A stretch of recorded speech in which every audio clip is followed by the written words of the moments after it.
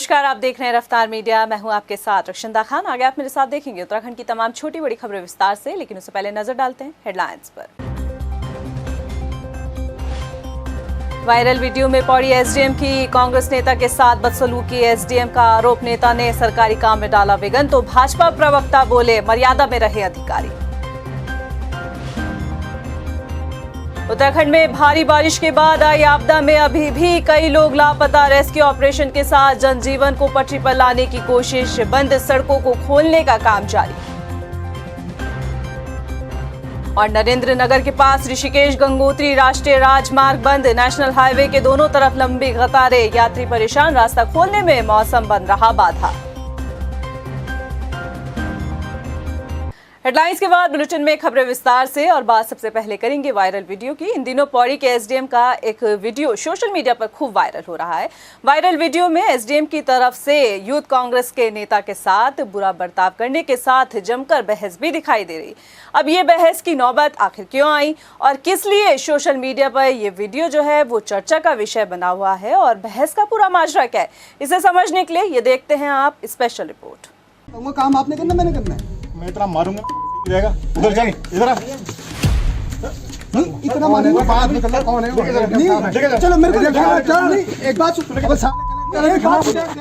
इस बर्ताव को सुना आपने? असल में सोशल मीडिया में ये वायरल वीडियो पौड़ी एसडीएम का बताया जा रहा है। वीडियो में एसडीएम की यूथ कांग्रेस नेता के साथ तीखी नोकझोंक का 12 सेकंड का ये वीडियो सोशल मीडिया पर वायरल होते ही सुर्खियों में आ गया है। ये वीडियो देखने के बाद आपको लग रहा होगा कि आखिर ऐसी नौबत आई ही क्यों। तो आपको बता दें कि प्रदेश में इस वक्त अग्निवीर भर्ती हो रही है और इसके लिए बड़ी तादाद में युवा भर्ती प्रक्रिया में शामिल हो रहे हैं। युवाओं को भर्ती के लिए तमाम तरह के प्रमाण पत्र की जरूरत होती है। इसी को लेकर प्रशासन युवाओं के चरित्र प्रमाण पत्र बनाने के लिए देर रात तक काम कर रहा है, और इसी दौरान का ये वीडियो भी बताया जा रहा है। हालांकि इस वीडियो का पूरा चंक भी हम आपको आगे सुनाएंगे, लेकिन एक बार फिर से ये बयान और सुन लीजिए। वो काम आपने करना, मैंने करना है। मैं इतना मारूंगा रहेगा। उधर चल, इधर आ। इतना मारूंगा, बात में करना कौन है? नहीं, चलो मेरे को नहीं, एक बात वायरल वीडियो में साफ नजर आ रहा है कि एसडीएम साहब का कांग्रेस नेता के साथ ये बर्ताव कहीं से कहीं तक सही नहीं है। हालांकि एसडीएम का कहना यह है कि चरित्र प्रमाण पत्र बनाने के दौरान यूथ कांग्रेस के नेता से उनकी बहस हो गई और नेता ने सरकारी कामकाज में बाधा डालने का काम किया है। इस बात का जिक्र आपने वीडियो में बातचीत के दौरान भी सुना होगा, जिसमें एसडीएम साहब कांग्रेस नेता को इस तरह की बातें कहते दिखाई दे रहे हैं। जरा आप भी सुन लीजिए उनका ये वीडियो। तुम मेरे सरकारी काम में बाधा डाल रहे हो। यहाँ खड़े मत, उधर चलो। 8 बजे चलो, चलो। सरकारी टाइम है, उधर चलो। 8 बजे मैं यहाँ दुकान खोल के बैठा हुआ हूँ। उधर चलो। मामला सोशल मीडिया में वायरल होने के बाद अब इस मुद्दे को लेकर कांग्रेस भी मुखर हो गई है। तो बीजेपी प्रवक्ता विनय गोयल ने कहा कि अधिकारियों को अपनी मर्यादा में रहकर ही काम करना चाहिए ताकि सौहार्द न बिगड़े। देश के निर्माता हैं, इस प्रदेश के भविष्य हैं, और किसी भी सरकारी अधिकारी को उनके प्रशिक्षण के समय इस बात की ट्रेनिंग दी जाती है कि संवेदनशील विषयों पर किस प्रकार का व्यवहार करना है। अगर युवा कहीं अपना आपा खो भी रहे हैं तो अधिकारी को कम से कम संवेदनशील होने की आवश्यकता है, और युवाओं के साथ इस प्रकार की किसी भी असंवेदनशीलता को बर्दाश्त नहीं किया जाएगा। बहरहाल सोशल मीडिया में वायरल होते इस वीडियो में सच क्या है ये अभी कोई नहीं जानता, क्योंकि वायरल वीडियो में जो कुछ हो रहा है उसी के आधार पर इस तरह की बातें और बयान सामने आ रहे हैं। अब ऐसे में ये मामला आगे कितना और तूल पकड़ेगा ये देखना बाकी है। रफ्तार मीडिया, देहरादून, ब्यूरो रिपोर्ट। वो काम आपने करना, मैंने करना है। मैं इतना मारूंगा रहेगा। उधर चल, इधर आ। इतना मारूंगा, बात में करना कौन है? नहीं, चलो मेरे को देहरादून में 17 अगस्त से आयोजित 20वीं उत्तराखंड राज्य सीनियर बैडमिंटन प्रतियोगिता के समापन पर खेल मंत्री रेखा आर्य पहुंची। खेल मंत्री रेखा आर्य ने कहा कि खिलाड़ियों को प्रोत्साहित करने के लिए राज्य में नई खेल नीति बनाई गई है। खिलाड़ियों की सुविधा और उनके हितों को ध्यान में रखते हुए समय समय पर खेल नीति में सुधार किए जा रहे हैं। साथ ही मंत्री रेखा आर्य ने कहा कि आगामी 29 अगस्त को राष्ट्रीय खेल दिवस पर मुख्यमंत्री पुष्कर सिंह धामी द्वारा मुख्यमंत्री उदीयमान खिलाड़ी उन्नयन योजना का शुभारंभ किया जाएगा। देखिए 29 अगस्त को मेजर ध्यानचंद जी का जन्म दिवस है और उसको हम राष्ट्रीय खेल दिवस के रूप में हम लोग मनाते आए हैं। और उसी दिन जो है हम लोग अपने बिल्कुल ग्रामीण स्तर के हमारे जो न्याय पंचायत स्तर पे हमारे बच्चे हैं जिनके अंदर खेल प्रतिभाएं हैं, जो खेल का शौक़ रखते हैं, खेल के प्रति पैशनेट हैं, ऐसे बच्चों का चिन्हीकरण कर लिया गया है। लगभग 4,500 बच्चों को हम लोग उस दिन मुख्यमंत्री खिलाड़ी उदीयमान उन्नयन योजना के तहत 1500 रुपये प्रति माह के हिसाब से हम लोग उनको स्कॉलरशिप यानी कि खेल छात्रवृत्ति देने जा रहे हैं। यह एक कोशिश है कि वो अपने लिए चाहे फुटबॉल हो, अपने लिए कोई और साधन संसाधन हो, वह उसको जुटा भी सके। यह कोशिश है कि उनके अभिभावक खेल के लिए उनको प्रोत्साहित कर सके। तो ये हमारी एक कोशिश है कि हम खेल नर्सरी को समय पर रहते हुए उनको हम तैयार करें, आने वाले समय के लिए स्टेट और नेशनल और इंटरनेशनल के लिए जाएँ। तो ये इसकी शुरुआत हम लोग 29 अगस्त से करने जा रहे हैं। प्रदेश में यूके पेपर लीक मामला जहां हाई प्रोफाइल होने के साथ ही अन्य भर्तियों पर सवाल उठा रहा है, तो इसी बीच स्नातक स्तरीय परीक्षा होने के बाद अभ्यर्थी रिजल्ट जारी न होने को लेकर प्रदर्शन भी कर रहे हैं। आपको बता दें कि परीक्षार्थियों ने कांग्रेस कार्यालय में पहुंचकर कांग्रेस प्रदेश अध्यक्ष करण महारा से मुलाकात कर समस्या के निस्तारण के लिए अनुरोध किया है। मेहनत करके निकले हैं और जो दोषी पाए जा रहे हैं उनको ना रखा जाए, लेकिन जिन लोगों ने मेहनत करके एग्ज़ाम क्लिक किया है उनको जॉब्स मिलनी चाहिए। हम लोग अधर पे लटके हैं और हमारा भविष्य जो है अंधकारमय हो रहा है। और उन्होंने ये भी कहा है कि साहब हमसे एफिडेविट भरा लिए जाएं कि अगर हम दोषी पाए जाते हैं तो हमको जेल में डाला जाए और हमारी जो है जो नियुक्तियाँ हैं उसको निरस्त करके हमको हमेशा के लिए ब्लैकलिस्ट कर दिया जाए। तो अब उनका पक्ष ठीक है अपने हिसाब से, क्योंकि कई लोग 2-2 टर्म 3-3 टर्म एग्ज़ाम देने के बाद सेलेक्ट हुए हैं और जो दोषी हैं उनको सज़ा मिलनी चाहिए, लेकिन जो निर्दोष हैं उन लोगों को मेरे को लगता है कि सरकार को नियुक्ति देनी चाहिए और बच्चे शपथ पत्र देने के लिए तैयार हैं। अब ये क्योंकि कानूनी पक्ष भी इसमें है, इसमें कानूनी राय लेके ही कुछ किया जा सकता है। प्रदेश में बीते रोज हुई भारी बारिश के बाद तबाही का मंजर अब चारों तरफ देखने को मिल रहा है और उस पर केंद्रीय रक्षा राज्य मंत्री अजय भट्ट ने भी बयान दिया है। आपको बता दें, उन्होंने कहा है कि हर संभव मदद के लिए वे तैयार हैं। उन्होंने कहा है कि इस मुश्किल समय में केंद्र सरकार हर संभव मदद देने के लिए राज्य सरकार के साथ खड़ा हुआ है। आपदा राहत कार्यों में जिस चीज की भी जरूरत होगी केंद्र सरकार बिना समय गंवाए उस जरूरत को पूरा करेगा। भट्ट ने राज्य के हालातों पर अधिकारियों के साथ चर्चा भी की। इससे पहले भी आपने देखा पिछले दिनों जो यहाँ एक बड़ी आपदा आ गई थी, हमने पूरे सेना के हेलीकॉप्टर यहाँ लगाए और तो और हमने सेना भी बुलाई उस समय, उनको भी यहाँ पर पूरे कार्यों में लगाया। एनडीआरएफ एसडीआरएफ तो हमारी चल ही रही है, एडमिनिस्ट्रेशन डिस्ट्रिक्ट एडमिनिस्ट्रेशन तो काम कर ही रहा है। इसके अलावा हमने सेना की भी मदद ली, जो मुश्किल से 1 घंटे के अंदर हमारे पास हेलीकॉप्टर आ गया था, जिसमें रामनगर में कई लोगों को बचाया गया और कई बॉडीज़ निकाली गई, वो बिहार तक हमने भेजी। राज्य में आई बीते रोज आसमानी आफत से अभी भी 13 लोग जो हैं वो लापता बताए जा रहे हैं, जबकि 7 लोगों की मौत की पुष्टि हो चुकी है। आपदा प्रबंधन विभाग लगातार अधिकारियों से संवाद स्थापित किए हुए है, व्यवस्थाओं को बेहतर करने के निर्देश भी दिए जा रहे हैं। साथ ही जल्द से जल्द हालातों को सामान्य करने के भी प्रयास किए जा रहे हैं।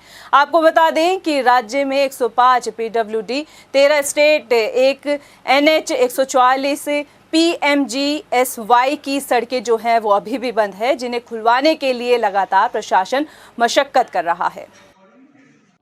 कल की आपदा के अनुसार PWD की 105 सड़कें बन रहे हैं, 13 स्टेट हाईवे की बन रहे हैं, 144 PMGSY की बन रहे हैं और 1 NH की बन रहे हैं अभी तक। कल की आपदा के बाद जनपद टिहरी में लापता 6 हैं, मृतक 2 हैं और पशु हानि 32 हुई है। और उसी के साथ पौड़ी में मृतक 1 है, पशुहानि 6 हुई है और देहरादून में घायल 12 हैं, जिन्हें विभिन्न अस्पतालों में उपचार के लिए भेजा गया है। लापता 7 हैं और पशुहानि 4 है और मृतक 4 है। देहरादून में आई मूसलाधार बारिश के बाद कई इलाकों में भारी नुकसान पहुंचा है। डीआईजी अशोक कुमार ने विधायक प्रीतम सिंह पवार, जिलाधिकारी टिहरी गढ़वाल, डीआईजी गढ़वाल परिक्षेत्र दून, एसएसपी और सेना नायक एसडीआरएफ के साथ कुमाड़ा और सरखेत माल देवता के साथ आसपास इलाकों जो प्रभावित हुए हैं बाढ़ से, उनका स्थलीय निरीक्षण किया। डीआईजी ने स्थलीय निरीक्षण के साथ ही स्थानीय पुलिस और एसडीआरएफ के रेस्क्यू और रिलीफ कार्यों की भी जानकारी ली। आपको बता दें कि आपदा में जो कुछ कार्य किए जा रहे हैं उसकी मॉनिटरिंग की जा रही है।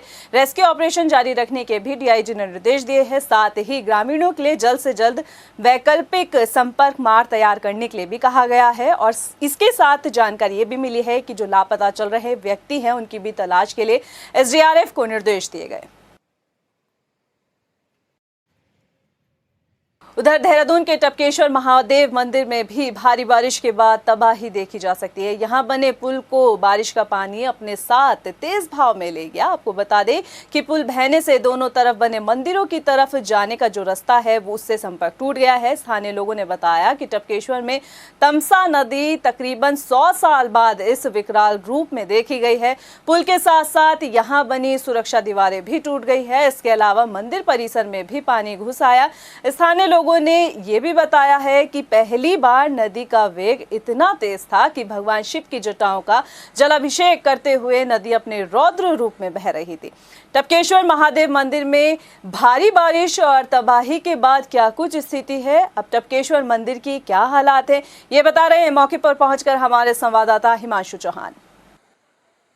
उत्तराखंड में जिस तरह से 19, 20, 21 तारीख को अंदेशा लगाया गया था कि भारी बारिश होने की संभावना है, तो वहीं चलते 20 तारीख को पूरे उत्तराखंड कई जनपदों में भारी बारिश देखने को मिली। और अगर वहीं हम बात करें देहरादून की, देहरादून में भी भारी बारिश देखने को मिली शनिवार को, जिसके चलते शुक्रवार की रात को माल देवता में जहां एक तरफ बादल फट गए जिससे तबाही का मंजर देखने को मिला, तो वहीं हम इस वक्त टपकेश्वर मंदिर में, टपकेश्वर मंदिर की अगर बात करें तो कल भी जो ये नदी जा रही है, तमसा नदी, ये पहाड़ों से आती है।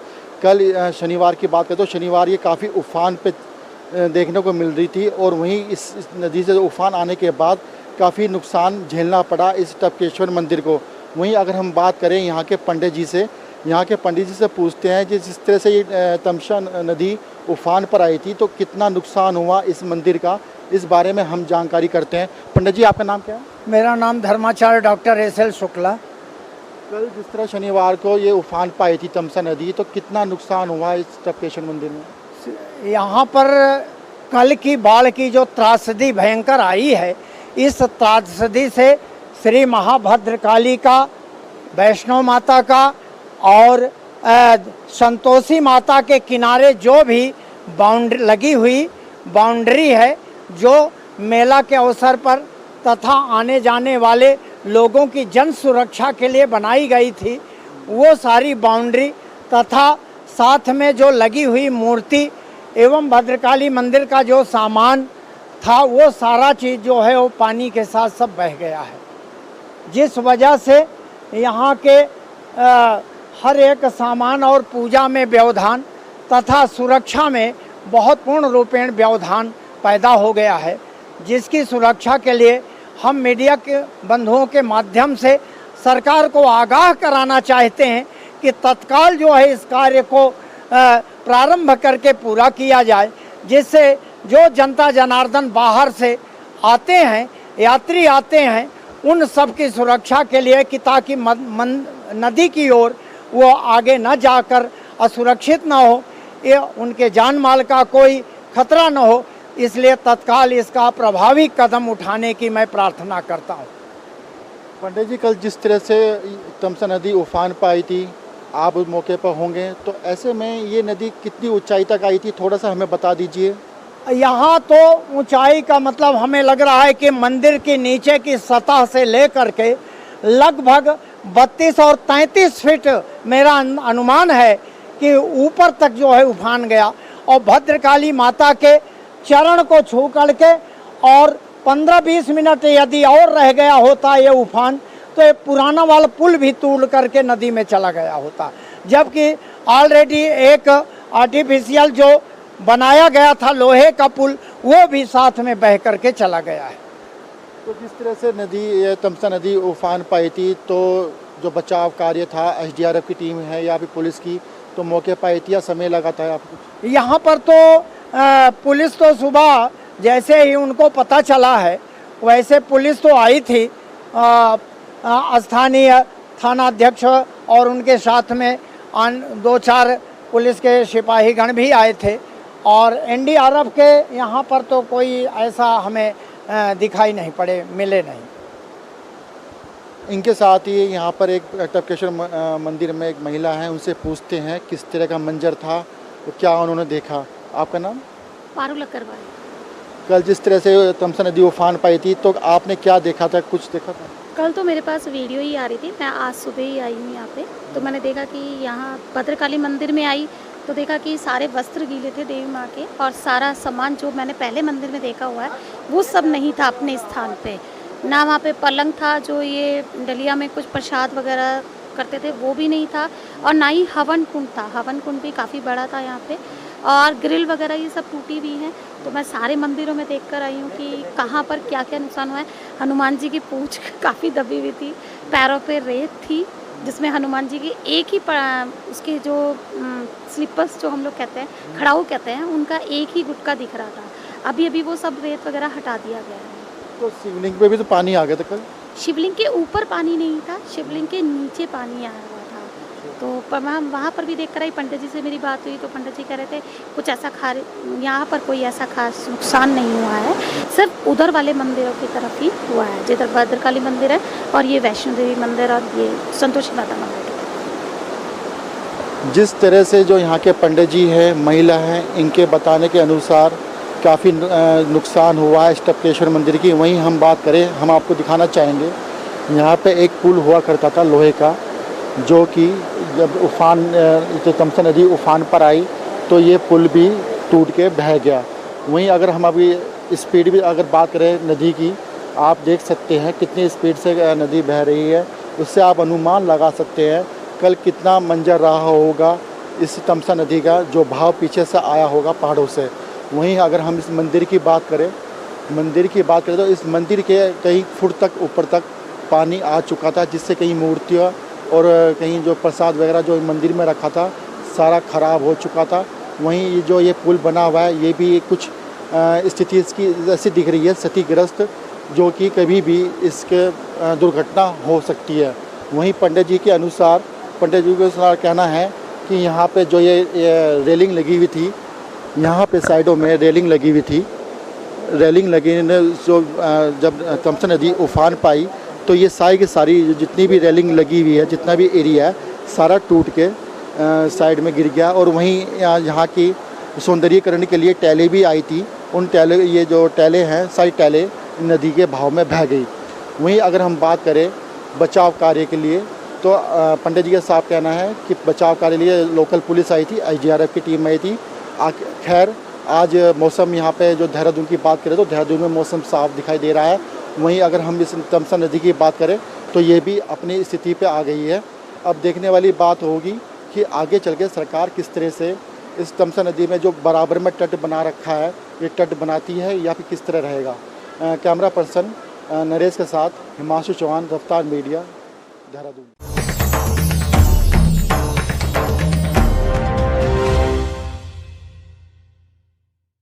टिहरी जिले में भारी बारिश से लोगों की परेशानियां बढ़ गई है। ऋषिकेश गंगोत्री राष्ट्रीय राजमार्ग पर भारी मलबा और बोल्डर आने से रास्ता बंद हो गया है, जिसके चलते राजमार्ग के दोनों तरफ वाहनों की लंबी कतारें लगी हुई है। उप जिलाधिकारी देवेंद्र सिंह नेगी ने बताया कि देहरादून ऋषिकेश जाने के लिए चंबा से मसूरी और इसके साथ ही गजा के देवप्रयाग जाने के लिए वैकल्पिक व्यवस्था सुचारू है। हालांकि NH को खोलने का प्रयास किया जा रहा है, लेकिन बारिश के चलते दिक्कतें सामने खड़ी हैं। भारी बारिश में ये हाईवे यहाँ पर चाचा भैया रेस्टोरेंट के बाद बंद हो गया था, जिसको कल हमारे द्वारा खुलवा दिया गया था, परंतु कल रात फिर 1 बजे के आसपास ये बंद हो गया है और अभी उम्मीद है कि इसको खुलने में 7 से 8 घंटे का समय लग सकता है।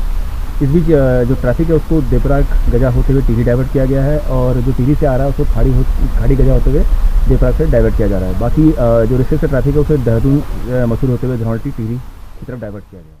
लक्सर के खानपुर में भी भारी बारिश का कहर जो है वो देखा जा सकता है। यहाँ लक्सर को बिजनौर से जोड़ने वाला नया पुल जिसमें दरारें आ गई हैं, तस्वीरों में आप साफ देख सकते हैं कि पुल के किनारे का हिस्सा जो है वो कैसे क्षतिग्रस्त हुआ है। वहीं सड़क पर भी गंगा का पानी आ गया है।